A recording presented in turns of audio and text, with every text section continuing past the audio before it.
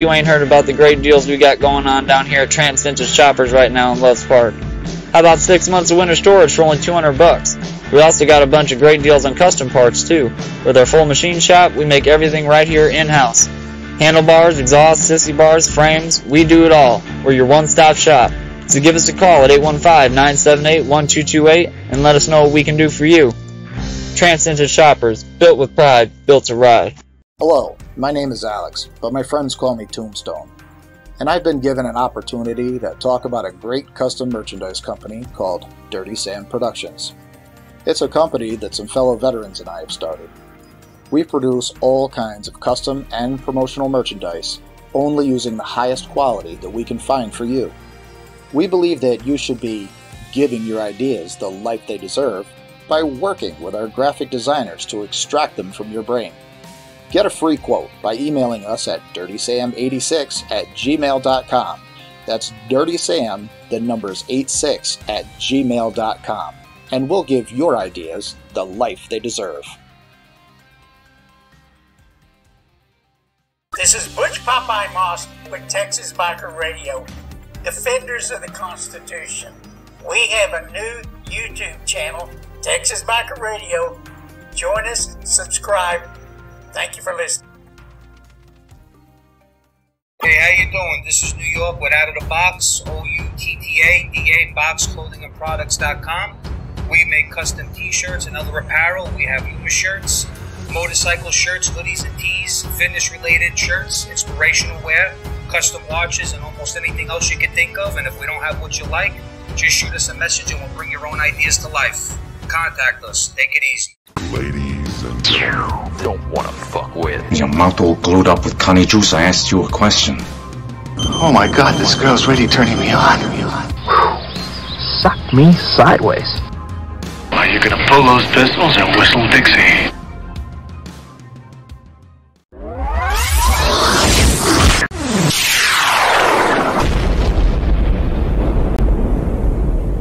you're about to witness a seismic event. Now, let the party begin. You're healthy. Radio addiction starts now.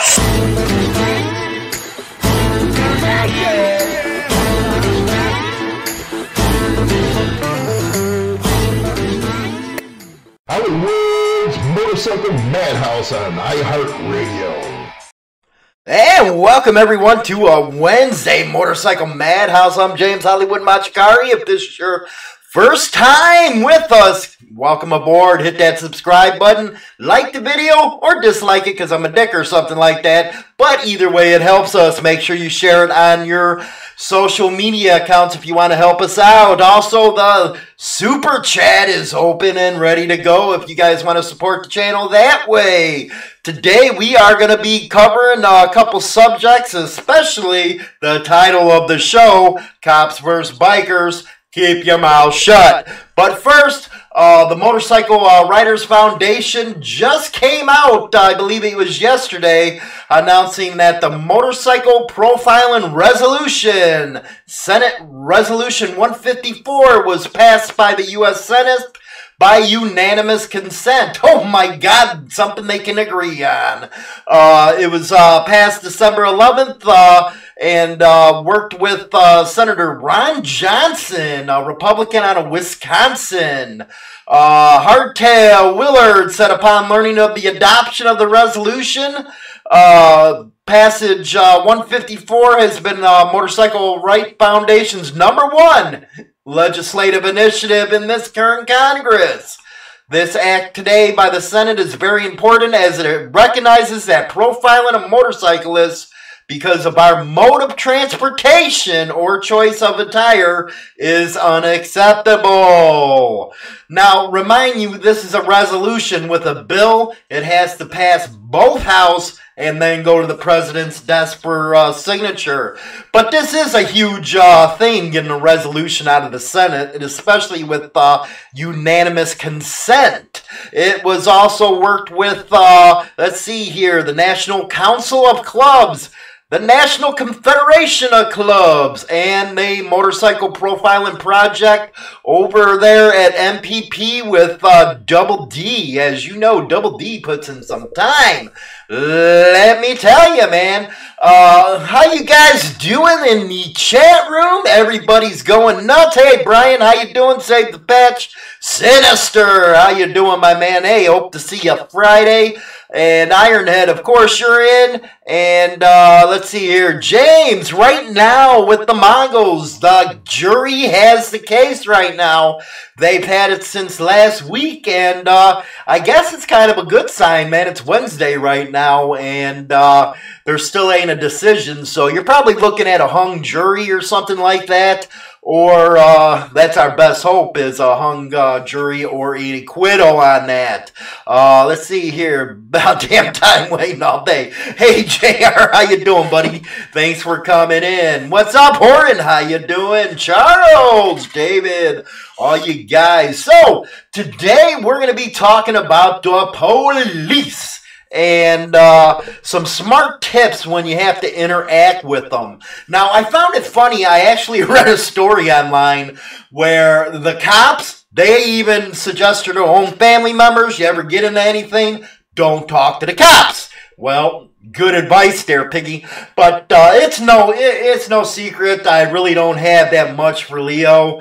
Yeah, they got a job to do, but again, you know, bikers, cops always have that line right in the middle. Stay on your side, we'll stay on ours. Your job is to catch us doing something. Ours is not to get caught. But here's the thing with this article, and, you know, I'll just take the highlights because I don't want to go through the whole thing. It says the right to remain silent, and in the next video, I'll actually show you. It's like a 2-minute video. A lawyer gives you everything that you really need to know, and the right to remain silent, so for you guys that don't know, cops are not your friends, okay? They're there to bust you, and they're there to do anything they can to get that ass locked up. So, what I suggest is, name, date of birth, shut up, get a lawyer. There, that's it. That's all you say to them. Now, they're going to keep on sweating you, riding your ass, and trying to get you to talk to them. Don't say a word. Nada. Zip. Zilch. I want a lawyer. That's all you say. Especially, you know, because you see a lot on the Insane Throttle where you see some guys that actually end up ratting on people. And that's because they get their asses in trouble in the first place because they do this too much. Don't do that. Name, date of birth, shut up, I want a lawyer. Also, when you get stopped, now here's what I do. I got a game plan that I usually do. Now, most of you guys have Facebook apps or what apps and stuff like that. When you're talking with a cop or you're getting stopped or something, video that damn shit. Now, don't only video it to your phone, but live stream it. And that's the reason. Now, here's the reason why you want to live stream your interaction. Because if they get a bug up their ass, because they know they need a warrant, but most people don't notice, they're going to grab your phone. And they're going to go through your phone and delete that stuff. So while this is going on, live stream it to social media somewhere that could keep a record of what's going on, because they're slick, man. I'm telling you, they're slick, these people. You know, I always call them busybodies. They're always busy.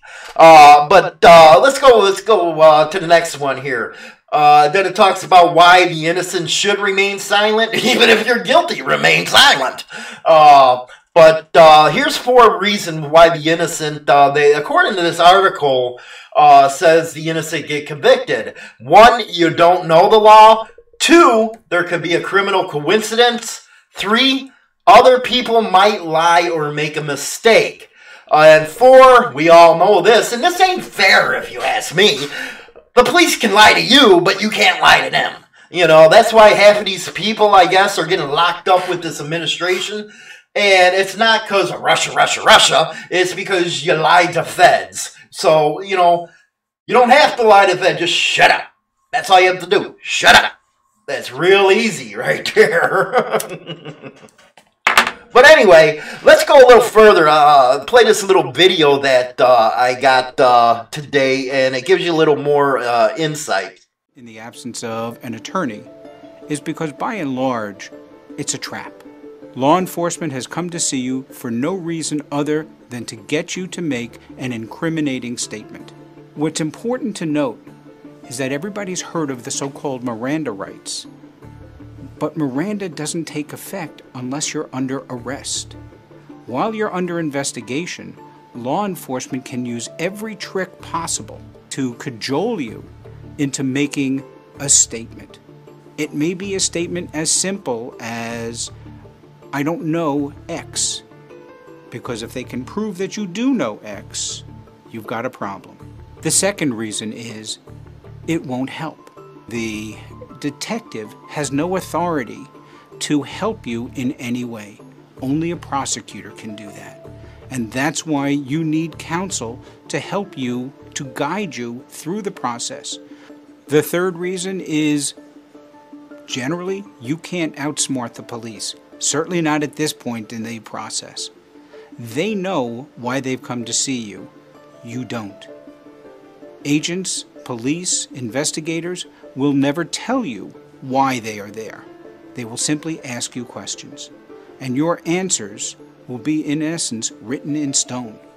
If those answers are false or in any way misleading, they will come back to haunt you later on in the case. 4, you may be selling yourself cheap.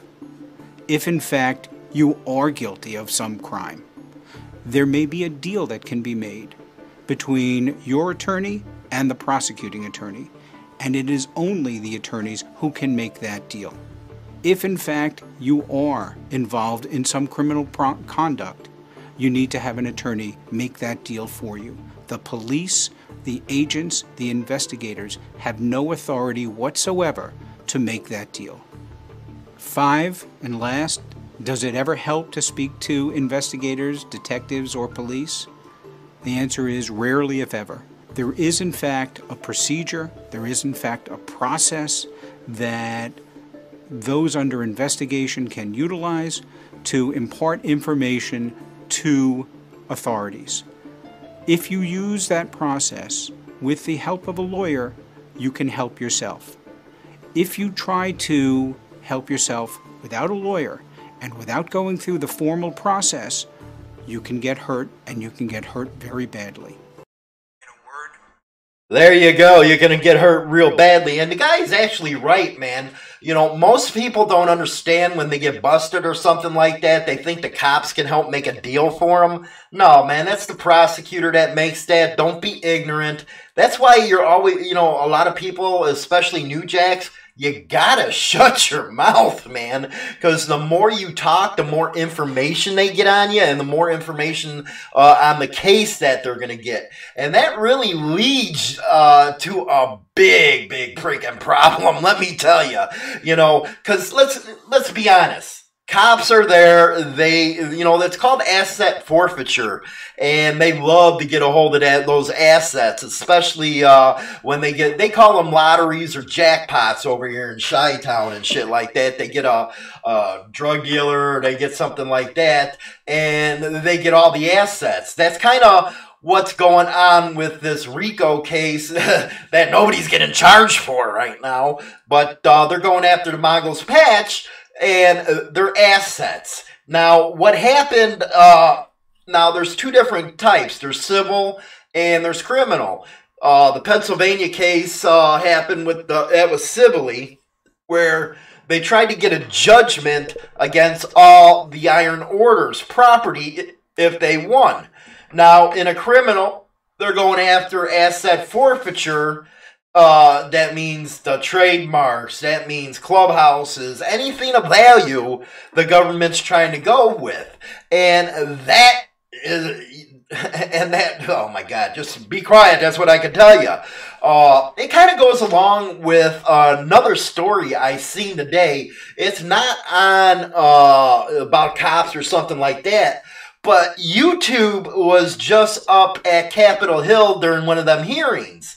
And some of the stuff you were hearing out of those congressmen and them senators or whatever the hell they were doing was unbelievable. I don't think they ever heard of the First Amendment. You had Democratic senators up there asking about, well, what about all these conspiracy theories? Or I get too much of Breitbart in my news. Sitting there actually wanting to stench your freaking, right to your First Amendment. So it is getting really scary out there if you're not paying attention. You gotta be involved with your government. And these motorcycle rights organizations like the Federation of Clubs or the MMR or the MRR, get with them and support them. Because, they got this, even though it was a resolution, they got it passed, and we all know that everybody in the Senate or anywhere up in Washington don't agree, so at least you got them to agree to something like that. Now, a law is what you really want, because a resolution ain't non-binding. These cops can still do what they want to do. Down in Texas right now, it is ground zero, man. You might as well call Texas Queensland, because they're trying to make it that right now. And anybody over from Queensland, Australia, or even in Europe, in some places like Denmark, where they banned certain clubs, in Australia, cops, they got this thing called Strike Force Raptor over there, and their whole job is to be the Gestapo against bikers. Now, if they see two patch clubs or two members of a club riding together, boom, they can jump on you, and gang enhancement and all that kind of stuff. So it is pretty freaking scary, man, what is going on right now with not only this country, but worldwide when it comes to the biker community. And if you don't get involved, it's your own fault. It really is. Now, I know a lot of people out there. Oh, yeah, by the way, you guys can call in on the studio line if you want. Go ahead and call in. I'll give it a couple minutes. What's up there? Let's see. Shout out to the GD Boys and their new hit single name. What? What? Dude, don't you smoking shit better than me, man. Anyway, you really got to get involved, because you can't kick it down the road anymore. Not with how bad it's getting now. And like I was just talking before I lost my train of thought there on Texas, they are pulling guys over, forcing them, let's take pictures of your tattoos, pictures of this, and that. There's actually one on the internet that I seen a couple of weeks ago where the dude was just going to school, and that's all he wanted to do was go to school. And the cops pulled him over because he had a patch on. Oh, we got to take pictures and blah, blah, blah. And these cops are really getting Gestapo-like. And they wonder why they're losing the backing of not only, because you got a lot in the American citizenry that like cops. Okay, cool. But, the older school bikers, you wonder why they can't stand cops. Because you can actually look at a cop and know what their deal is. You can see through them if you know how to read between the lines. Now, you got a lot of, what can I say, rubs, okay, that are, the 9-to-5ers behind the desk. They like dressing up in their little Harley shit, the little leathers, their little chaps, and they want to play biker. But at the same time, they go out there preaching, well, cops are just doing their jobs, and these clubs, some are criminal, blah, blah, blah. And you look at them with one of them, tilt the head looks. And it's like, really? Where did you come from? Mars or something? Do you have any street experience whatsoever in your profile? It's like, you're crazy, dude. Cops you're not your friend. And one of the reasons why I'm like, holy cow, all the time when some of these clubs let cops in their club, you guys really don't understand, do you, when you let them in your club? They have no loyalty to your patch. If something goes down, the only loyalty they have is to those guys that wear that badge and that gun. So why would you even put yourself through it? Now, most of that stuff started coming around in 2004, and, that was with that Iron Order thing. But before then, you really didn't have that kind of stuff. You didn't have cops running around with that. Yeah, you had the Blue Knights. They started their own LEs and all that stuff. But you never mixed civilians with the cops because the smart ones knew that they were never going to be loyal to that patch. So why do you put yourself...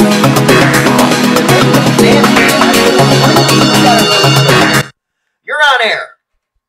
Hello, it's Tombstone. What's up, Hollywood? Tombstone, how you doing, my man? My man, you are talking some amazing shit right now, and I had to get involved. Get on it, man. Get on it. So, check it out. Let's start with the whole patch thing. First of all, I don't mean to do a shameless plug right now, but I'm going to do it. Hashtag save the patch. Rock and roll. Reach out to me for $10. I will make you a shirt. Anybody who's listening right now to support Save the Patch, and every dollar that comes in profit, I'm going to donate towards the legal funds for the Mongols because we got to keep these cops off our ass. Oh, man, you're awesome, man. I know the Mongols will love that. All right, not only that, but I'm going to do the donation in your name because you're the man. Oh, man, I really appreciate that, man. That's awesome, Tombstone. All right, so everybody hit us up at DirtySam86@gmail.com. Give me your size, and it'll be a big white letters across a black T-shirt that says hashtag Save the Patch. Rock and roll, man. Hey, how did you like that commercial I put online? I didn't get a chance to look at it, man. I caught up at it at the last second, but man, I really, again, I gotta tell you, I really appreciate everything you're doing for us. But I'd like to get into this whole cops and robbers thing. The thing that a lot of people don't remember, especially if they're new jacks to the scene, is what happened in the early 50s when these old school bikers were coming out. I mean, listen, they weren't getting harassed all the time. They weren't allowed to be who they wanted to be. Every time they turned around, they were getting busted for loitering. They were getting busted for, taking over towns and everything else. And all these dudes wanted to do was stop, hang out with their brothers, and have their chicks with them and drink some beers, It just became ridiculous. The cops are not our friends. Cops are not trying to help us. They're trying to create a special image for themselves right now because they're coming out with these goddamn cop clubs.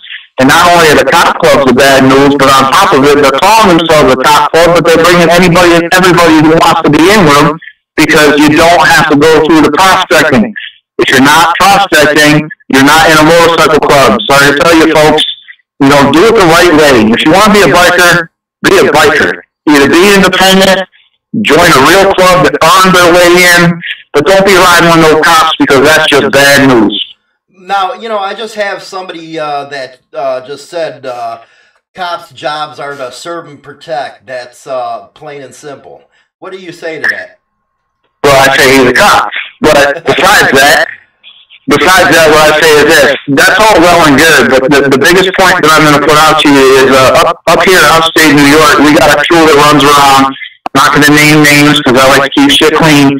But the bottom line is I've been into these bars with my crew, and we're sitting there at the bar, minding our own business, having some drinks, doing our thing, and I've watched some of these cats get dragged out of the bar by their other friends. I ain't going to call them brothers, right? They get dragged out by their friends, they get on their bike and ride home drunk as fuck. But yet, if we do it, we ended up get arrested or pulled over or harassed or, they take photos of us and they want to see our tattoos and every goddamn thing else. If we can't get away with it, they can't get away with it, but they do it because they're above the law. Right. Thanks for that, Horton. I really appreciate that. You know what you're talking about actually happened, and what's it called? Sinister and Jose might remember this. It happened, I believe, in Elmhurst with a bunch of cops that went into a bar, started some crap, and next thing you know, they're pulling badges out because they're getting their asses whooped. Well, because they can't stand on their own. I mean, that's the thing. You need that piece of tin. Now, listen, I'm not the baddest motherfucker in the world, but let me tell you, when the shit hits the fan, you're taking me to the hospital because I'm not going to step down. I'm not calling the cops. I'm not, my brothers might be with me, but if I'm by myself, I'm swinging until it's over. That's the reality of one, a man, and two, a true biker. You stand up for yourself. You stand up for our people because everybody that rides a bike, I don't give a shit if you're Japanese, if you're black, or you're Indian, or any goddamn thing else, it don't matter to me. If you ride a bike, except for cops, I love you. Right. Now, the one thing that always confused the hell out of me, now, I went through in the early 90s, and it was a lot different then. A lot different. If I went time warped back to some of the guys that I've lost in the 90s, they would never understand what the hell's happening right now. But to have cops mixed with civilians in a club is foreign to guys like us. But, now in the day and age of, the internet and all that kind of stuff, you have a lot of these, I call them rubs, old school rubs. But they don't understand what they're actually doing to a lifestyle that they claim to love when they go in with these cops. Well, you're right, but the problem that we have is that the police clubs or cop clubs, some of them have prospecting periods and some of them go, I've been watching these cops for a long time. Their prospecting period is not long. They don't teach their prospects anything as far as, what are protocols or what are this or what are that, because to be honest with you, they never follow protocols in order to be where they are today. So it's easy for somebody who doesn't have any kind of criminal record whatsoever to, come across one of these clubs. Oh yeah, we're doing nothing but good for the people and so on and so forth. And we raise money for kids. Well, guess what? Hardcore bikers, 1% club, the dominance, and everybody else. We've been doing that shit since the 40s. So save it. Exactly. You know what I mean? You hit it right on right there. The clubs have been doing that stuff since the 40s, the 50s, and the 60s. And what a lot of these guys don't understand is the price a lot of the old timers had to pay. Because it used to be where bikers weren't cool. Let me tell you, man. It was like hands off, get the hell out of here. We don't want you nowhere near us. And then it automatically came cool at some time, I guess. And next thing you know, everybody and their mother wants to be in there. I remember the only cop club out there was basically the Blue Knights. And now it's like popping up everywhere. And you got this alliance of law-abiding clubs now that are, branding themselves as the counter to the Confederation of Clubs. And it's ran by 99.9% cop clubs. And they're starting to take civilian clubs in, saying, well, you don't need permission to do this, or you don't need to get a blessing for this. Are you freaking kidding me what these cops are doing out there and people don't understand it? Here's the thing, we live in a society right now where it's instant gratification, right? The cell phones were probably the beginning of our demise. I blame Subway Anarchy, I blame Iron Order. I mean, listen, I can blame everybody, it doesn't fucking matter. But the bottom line is this.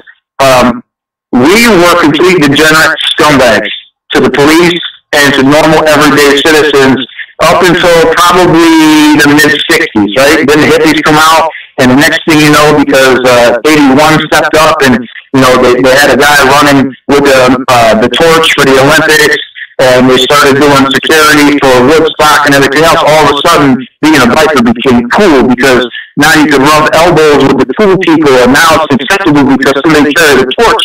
But the reality of the situation is the only way you can destroy an organization, and I'm not saying 81 specifically or the Mongols or anybody else, but think about motorcycle clubs altogether, the real deal, as an organization. The only way to destroy an organization is to do it from the inside. Right. And you know what? And that's the reason why I think I really preach riding clubs to New Jacks, is because most of them don't understand what it takes to get into an MC. A traditional one that's, on its game, that's been around for a long time. They don't understand that it's a lifestyle. You give your life to that club. And, they find themselves into some shit when they do get into a club and the stuff starts coming down, and they're usually the first ones, on that megaphone talking. I mean, that's kind of the problem. And like I said, it's instant gratification. I mean, if you're looking for instant gratification, and I can't even say be a social club, because I'm going to tell you where I come from, there's some pretty badass social clubs out here, man, But as far as RCs are concerned, a lot of RCs are either trying to earn their way up to be an MC, or they're just happy not having a whole lot of responsibility in the club world. And if you're not willing to dedicate, if you're not willing to put your life on the line for your brothers and sisters, or whatever the case may be, I mean, the club I'm in is a 100% male club.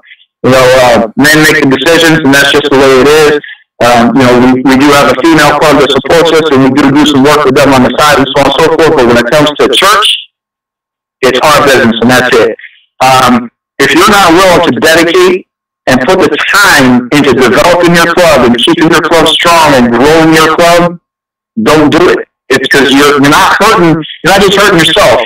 You're hurting the club, and you're hurting the entire motorcycle club world as a whole. Right. Now, you bring up another good point, and this is something that I never seen coming up. But, and not out to my women listeners, don't kick me in the balls and stuff, but it used to be where men were men, and clubs were for men. It was a man's game. And now you got clubs that kind of, you get these co-ed ones out there, and I think they're dangerous as hell. Because I know damn well if a woman goes in the bar and something like that, and they can't defend that patch. Unless they are bull dyke or something to kick your ass. But most women can't defend that patch. It has become all upside down in today's world. It has, a little bit. Listen, I'm old school as well, so I see where you're coming from with that, but at the same time, I have to look at it from another standpoint, and that really is this. People like you and I, we make this shit look good, you know what I mean? So, who the fuck wouldn't want to be part of something as cool as this shit? We're surrounded by people that we can trust, we're surrounded by our brothers, or, if you're female, sisters, my crew, when we ride, I don't question one single person in that lineup. You know what I mean? Like, they're my shit. I know they got my back, and I know that if I walk in somewhere and someone's going to try to jump me from behind, that they're going to take care of it. Now, I don't really have to worry about those issues because we're a very respected club where we are because we went through the process and did it the right way. But the issue ultimately is, there was a day, let's even talk about the 50s and early 60s, where women really didn't work. A lot of them were at home. They supported the kids. They took care of the household and so on and so forth. And the men went out and did what the men did. They're the ones that brought home the bacon. They stopped at the bar on the way home from work. They did what they had to do, and then they came home and watched TV or whatever they felt like doing as men. Men were men back then, right? Right. So now you're in a whole different world. Women are in the working force, right? Women are. Listen, these days, if you're married to a woman and she's not working and you're able to maintain a household with the amount of money that you bring in, more power to you, man, because I'll tell you, you're a hero in my book. But, in my world, I can't survive without having a secondary income coming in. So you would think that in this world, it has to be more acceptable because women are strong people now. Now, can they or can they not defend themselves in a bar? That's an interesting conversation in itself because it takes me right back to the Army where, when we brought women into infantry, we had a hard time accepting that. Now, I'm not saying that there's not women that can't be good infantry soldiers because there's some out there, man. I'll tell you, there's some women out there that scare the shit out of me. I ain't gonna lie to you. But the reality is just because you're a woman doesn't mean it's right for all women, and they have to be able to take a step back and say, This isn't just, hey, I feel like riding a bike today or tomorrow, or I'm gonna ride until October and then I'm gonna put my bike away and maybe I'll bring it out in August. I mean, it's a lifestyle. You have to live it. It's not a dress code. It's not a fashion statement. It's none of that shit. It's not weekend warrior. I'm on my bike. I'm riding. I'm conducting club business. I mean, I barely get any sleep between all the shit that I have to do with running the business on the side plus maintaining the club, you know. And I have a great support staff with all the members of my club. They all do their job. But the problem is if you're not pulling your weight and if you're not doing the jobs you're supposed to do, you don't belong in the club. Exactly. Thanks for that, Dan. You are spot on right there. You know what? I come from the generation where it was hard. You know, the women were on the back of the bikes, and I'm still getting used to them riding their own bikes. But hey, they're sexy as hell. Some of them on their own bikes, man. Some of them are, man. I tell you what, my old lady sits on the back of my bike, and we have a great time. You know, but she's my wife. She's my partner, and I don't look down on her for anything. You know.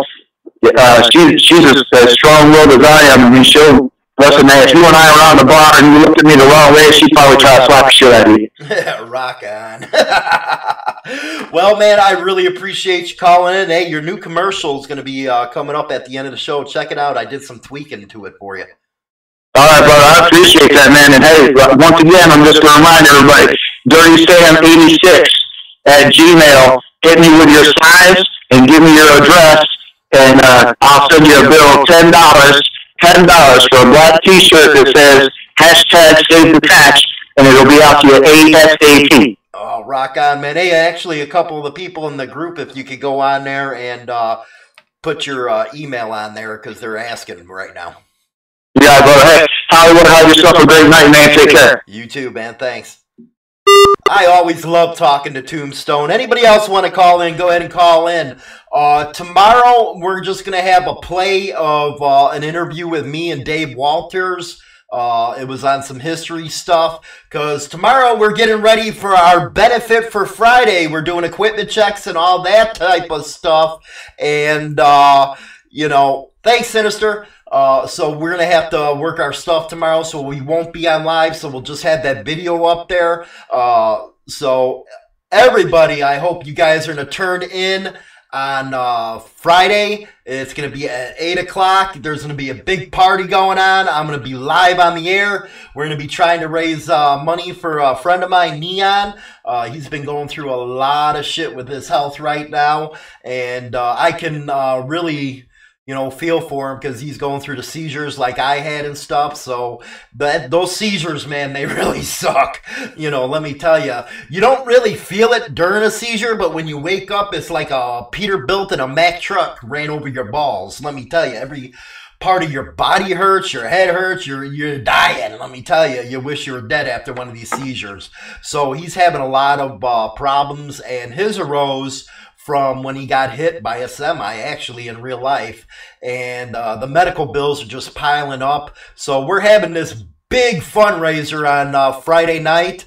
It's actually going to be at the Wheel. If you guys are in my area, Northern Illinois, Southern Wisconsin, you know, we'll be able to give you the address. Hopefully Sinister is going to be out, man. I want to have him on air with me. And anybody else that can make it out right there would be perfect. But who else we got who wants to call in? Give your freaking opinion. Adam Sandoval's girl, Ashley, she rides her own bike. Yeah, that is pretty cool, man. You know, women riding their own bike now. Like I said, I had trouble with it at first because, you know, just the way I was raised. It was the women on the back, and that's the way it was. But it is kind of fucking, some of these women are hot, man, when they ride their own bike, you know. It gives you like, bink. But, I have the address. Yeah, Sinister, it is, in South Beloit at the Wheel, and we're going to start the party up at about 8 o'clock online, so Eastern time, that is, 9 o'clock. We're also going to have Black Dragon on. We're going to do that Skype thing where, you know, you just see both of us and stuff like that, and we're going to live stream, hopefully be able to raise some good amount of money for Neon. You know, if you can spare $5, $10, $20, that would be awesome when we go through the telethon. But we got a great show. We're going to have Dave Walters on. We're going to talk about some history. I'm going to have the Tramps on, man, everybody's favorite. We're going to have the Tramps on. And also we're going to have Neon on for a bit, Black Dragon. Might have Ginger and her girls on, and hopefully that's going to be some fun. But yeah, if there ain't any more calls coming in, Sarah Leach, I ride my own. Rock on, Sarah. Holy cow, that's awesome. Crown Royal and a Budweiser. Nah, man, I don't drink anymore. Mine's this. And I'm a 420 guy, man. The last time I drank was 1997. And let me tell you, me and Jack Daniels got in a fight. And that dude won. He whooped my ass for 3 days straight. So I went to Mary Jane instead of Jack Daniels. It's a lot safer. You don't get the hangovers. And you know what? I like a good time. You know, when I got drunk and stuff, it was always a mean type of deal. You know. Plus, with me and a lot of bars, it's hard. With me going in the bars and stuff, you get them drunks that like, hey, nice tattoos, and you just want to label their ass, because I can't stand somebody touching me like that. So, JR 420 all the way, you got that right. Hey, what kind of bike you got, Sarah? Let me know. You know what, by the way, send some pictures of your bikes over at the Facebook, man. We'll post them up, and we'll do a bike of the week or something like that, but... Still hungover. 1986, last drink, right on, Tiny. Rock and roll, man. Yeah, it was hard for a little bit because I was a big whiskey drinker. I never got into a lot of the beer and stuff like that. Now, I did like the German stuff like Dortmunder Ritter. I loved the Heineken. My favorite was Coronas. But, yeah, I was more into the whiskey like JD and Turkey and all that kind of stuff. Dan, might be at work now, but still drinking my twisted tea. Rock on, Pammy. Well, if that's all we got for today, I really appreciate you guys coming in, checking out the show. 2018 Street Glide. Rock on, Sarah. That's freaking awesome right there. Reporting for Boise, Idaho, number 28. What's up, Anthony? Awesome, guys. So tomorrow I won't be on. Like I said, we're going to put a video up with me and Dave with the interview, because we're going to go through our equipment, make everything sure ready for Friday night. So join us Friday night, 8 o'clock Central Standard Time for the Benefit with Neon. Big party going on. We're going to be on, I call it a field trip, but we're going to be broadcasting it from there. I will have a number, let's see here. Did you catch Black Dragon's Buddy Big? Say the patch snatchers in 2019 better watch out or they find themselves dead. What? No, I didn't catch that.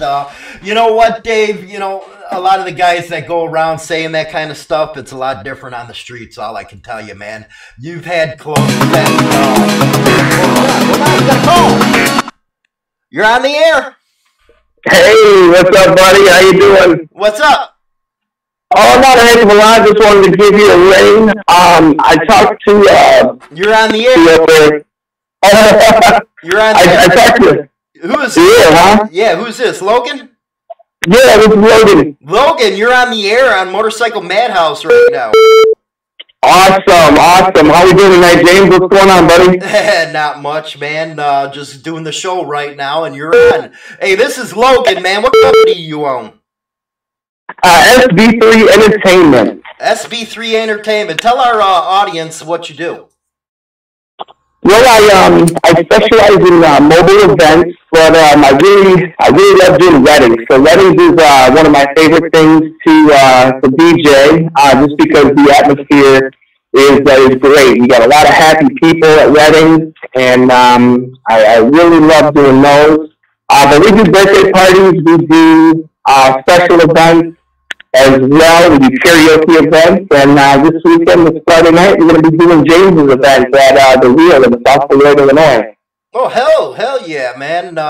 Yeah, I'll be talking to you after I get you off the show, but yeah, Logan's a pretty cool cat, man. He came up the hard way, like most of us out there, and he's really got out there and made himself something. You know, he's striving for his goals and stuff like that. So, Logan, tell everybody how you were able to pick yourself up and get on the way to your goals and stuff.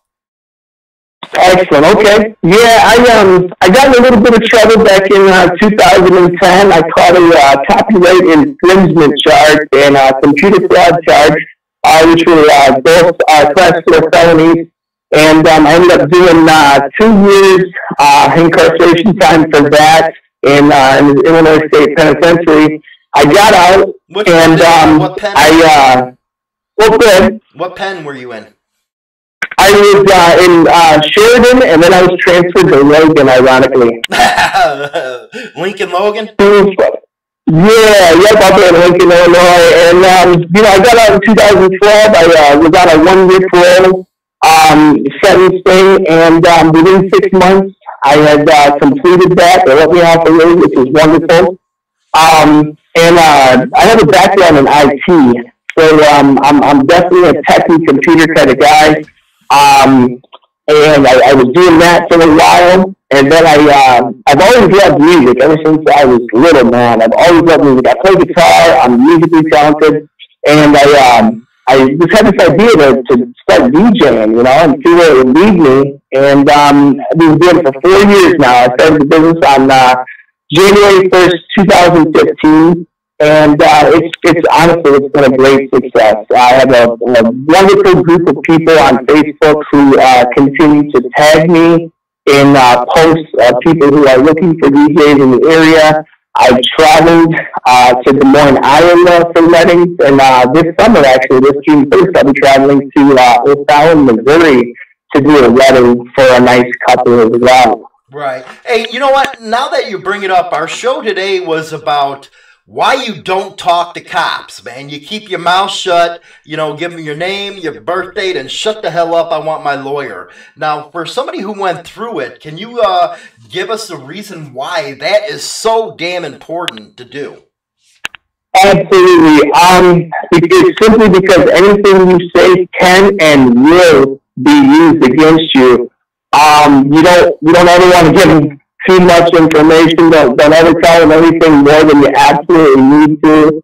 I mean, you get pulled over, the best thing to do is just roll all the windows down, turn on the interior light, put those hands on the steering wheel. That lets them know that you are not a threat to them. Like I said, just answer their questions and speed it along, get it done, and hopefully you're all good as far as license, insurance, stuff like that. Right. Now, now you also, a new thing, especially among bikers, because we have that profiling crap real bad, is when it comes to take your camera phone out and start recording. Yeah, that's an option too. However, I live stream that shit. Have you ever had an instance where they told you not to record? Because I actually have. You know what? By right of law, you can record them regardless of what they have to say. Okay, interesting. That's good to know. And those dash cams come in handy too. And that's why I always say that instead of just doing it on your phone, make sure you're doing it off of, say, Facebook or an app that can go live where it can save. Because if they do get your phone, they'll end up erasing it any damn way. But you got proof on your social media because you live. Absolutely. Gotta love the cloud, man. That's a wonderful thing. Well, cool, Logan. The show is almost done right now, and I'll give you a call in about 10 minutes, man. We'll talk. Sounds good, buddy. It's good chatting with you, and thanks for interviewing me, man. We'll talk to you soon. All right, buddy. That's Logan, man. That's going to be our DJ, it looks like, man. We've been rushing around trying to get a DJ and all that good stuff. So I've been sweating for the last week because everybody's doing Christmas parties and crap like that. But right now, if you can, check out this commercial on the play for Dirty Sam. He's a veteran-owned business, and I'd really appreciate if you check it out, give them some support.